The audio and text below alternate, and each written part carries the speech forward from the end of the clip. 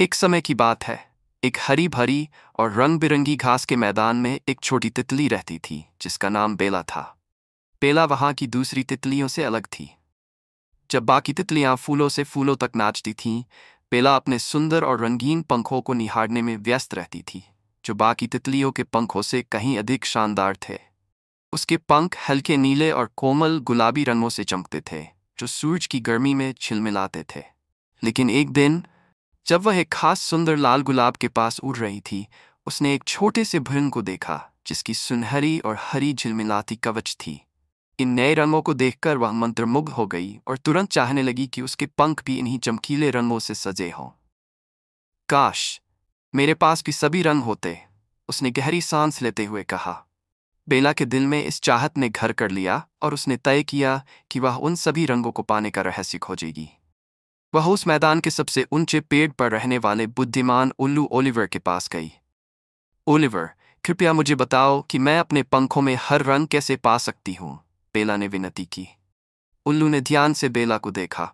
सभी रंग पाने के लिए तुम्हें इंद्रधनुषी कैटरपिलर को ढूंढना होगा, जो हर रंग का रेशम बुनता है, उसने सलाह दी।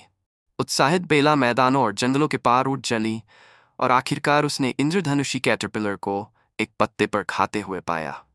बेला ने अपनी इच्छा उत्साहपूर्वक साझा की।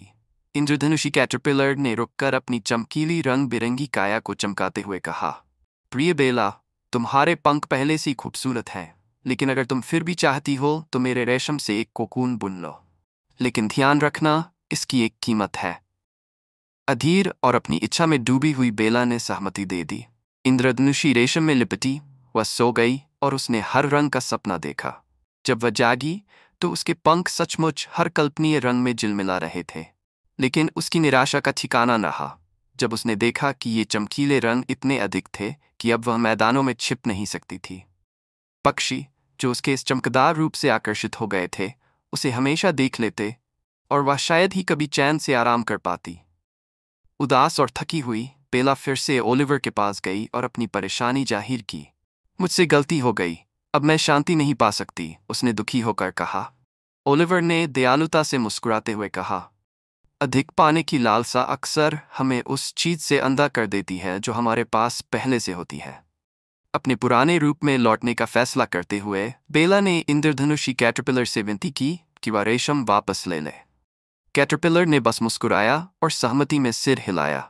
फिर से बेला ने अपने जाने पहचाने हल्के नीले और कोमल गुलाबी पंख फैलाए। उसने अपने पंखों की हर हलचल को सराहा और कभी ज्यादा की लालसा नहीं की। और उस दिन के बाद से वह मैदान में नई खुशी और संतोष के साथ उड़ती रही, अपने आसपास की सुंदरता का आनंद लेते हुए, जैसे कि केवल एक सचमुच खुश तितली कर सकती है।